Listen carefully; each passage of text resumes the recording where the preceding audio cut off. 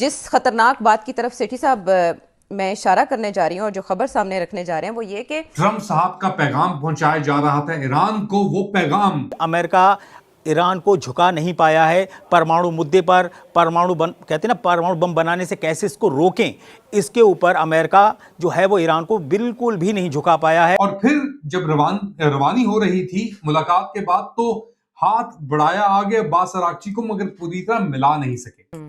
इसका ये मतलब है कि ईरान इस वक्त इतना कॉन्फिडेंट है अपने बारे में और अपनी स्ट्रेटजी के बारे में और अमेरिका की शिकस्त के बारे में। परमाणु कार्यक्रम पर नहीं झुकेगा ईरान, बातचीत खत्म होने के बाद ईरानी प्रवक्ता का बड़ा बयान। ईरान के मीडिया ने बड़ी खूबसूरती के साथ, बल्कि अल जज़ीरा ने भी किसी हद तक ये रिपोर्ट किया है कि फील्ड मार्शल साहब ईरान में दरअसल अमेरिका के, या फिर अगर टू बी वेरी प्रिसाइज, सदर ट्रंप के एलची बनकर गए हैं।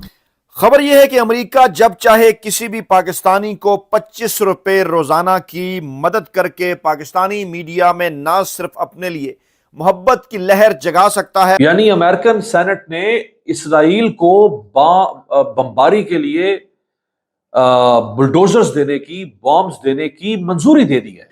तो ट्रम्प ने आज रियलिटी टीवी बना दिया अमेरिका का। मन में ही सोचता है मैंने एग्रीमेंट कर लिया, अपने मन में ही एग्रीमेंट्स करता है।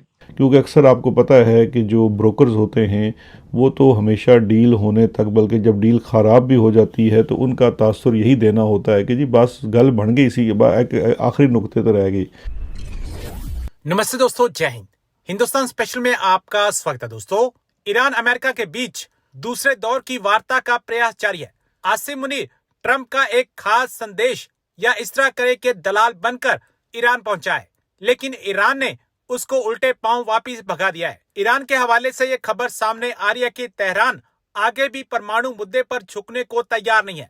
ऐसे में आसिम मुनीर को निराशा हाथ लगी। दरअसल आसिम मुनीर अमेरिका का दलाल बनकर तेहरान पहुंचा था। ऐसे में दूसरे दौर की वार्ता के भी इसकी तारीख और समय फिक्स होने से पहले ही फेल होने का खतरा बढ़ गया है। ईरान और अमेरिका के बीच स्ट्रेट ऑफ हॉर्मुज को लेकर अब भी पेच फंसा हुआ है। ईरान और अमेरिका के बीच पहले दौर की शांति वार्ता फेल होने के बाद Pakistani army chief Asim Munir Iran पहुंचा था ताकि वह दूसरे दौर की शांति वार्ता की भूमिका बना सके।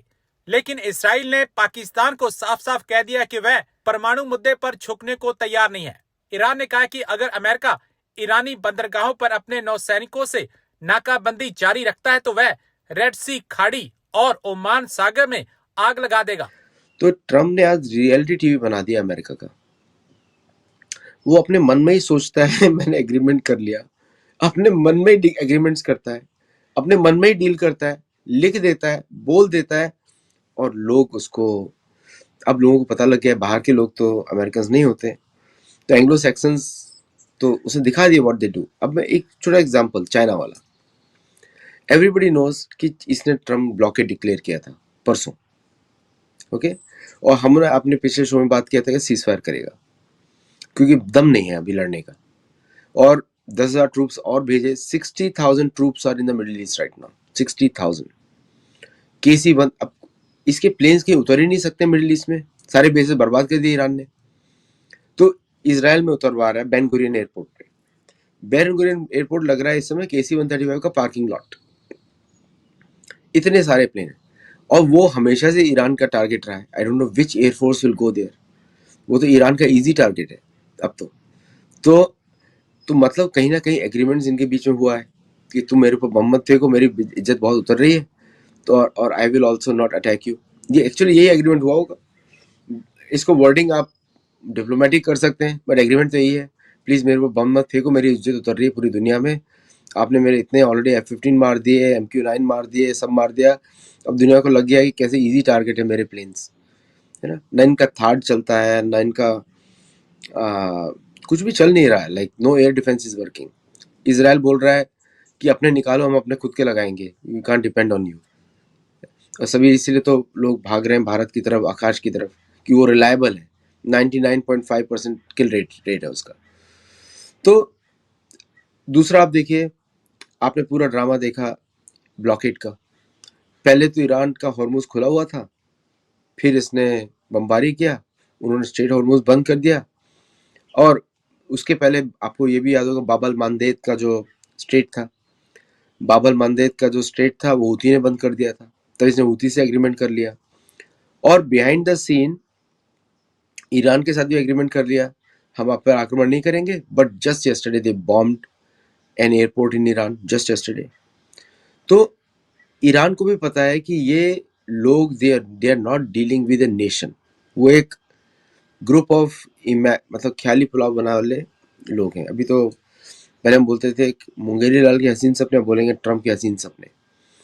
सो दी एंटायर, फिर आप सीक्वेंस देखिए, इसने ब्लॉकेड डिक्लेयर किया, पीछे से चाइनीज नेवी आ गई, चाइनीज को हमेशा इंडियन नेवी फॉलो करती है, वो पीछे इंडियन नेवी आ गई, not to resist Chinese but to protect their own ships, Indian navy आ गई। और फिर इसके बाद जो हुआ बनाया हुआ है अमेरिका में कि चाइनीज आ जाएंगे, चाइनीज से डरते भी बहुत हैं, they had to come back.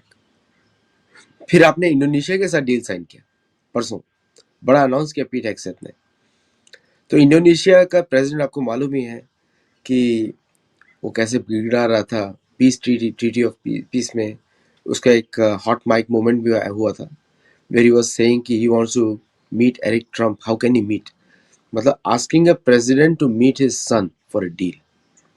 मतलब किसकी डील हो रही है, फैमिली की डील हो रही है या गवर्नमेंट की डील हो रही है, ये हो रहा था। तो वी ऑल न्यू कि वो कुछ ना कुछ इनको कंसेशन देगा। नाउ इंडोनेशिया के साथ पीस डील में इनका ये बोला जाता है कि they can fly over Indonesia without informing Indonesian authorities. तो इंडोनेशिया का सॉवरेंटी स्टेटस चला गया। And where they will go, Malacca strait, मतलब ये they want to create unknown attacks on Malacca strait which is a security concern for India. और शायद इस बात को कैच करना चाहिए बाकी मीडिया आउटलेट्स को भी, क्योंकि मलाक्का स्ट्रेट सिर्फ 100 किलोमीटर 200 किलोमीटर की दूरी पे है भारत के इंदिरा पॉइंट से, और भारत की ऑलरेडी वहाँ पे डिफेंस बैटरीज लगी हुई हैं, इसे ट्राई सर्विसेज कमांड। तो भारत तो फुल फोर्स के साथ वहाँ पे जाएगा मलाक्का स्ट्रेट पे कुछ हुआ तो, not to protect Chinese but to protect its own trade, क्योंकि वहाँ पे सबसे बड़ा नुकसान चाइनीज को होता है।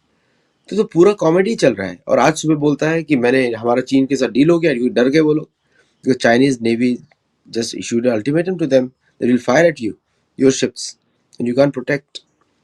और इनके शिप्स हैं 75 वाले, मिसाइल्स इनके 76 वाली, और 2 मिसाइल प्रोड्यूस करते हैं महीने की। ये तो पब्लिक डेटा है, होपफुली दे डू मोर।